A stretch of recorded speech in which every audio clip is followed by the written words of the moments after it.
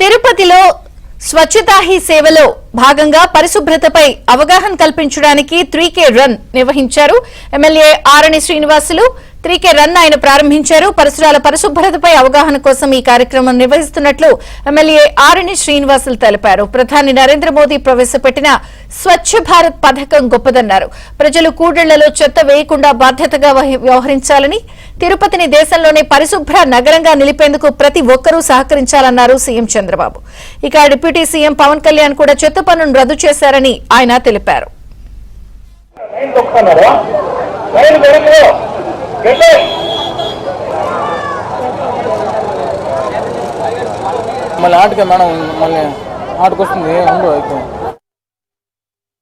తిరుపతి నగరపాలక సంస్థ స్వచ్ఛత ఈ సేవ 2024 సెప్టెంబర్ 17వ తేదీ నుంచి అక్టోబర్ 2వ తారీఖు వరకు పోటీలు నిర్వహిస్తున్నారు.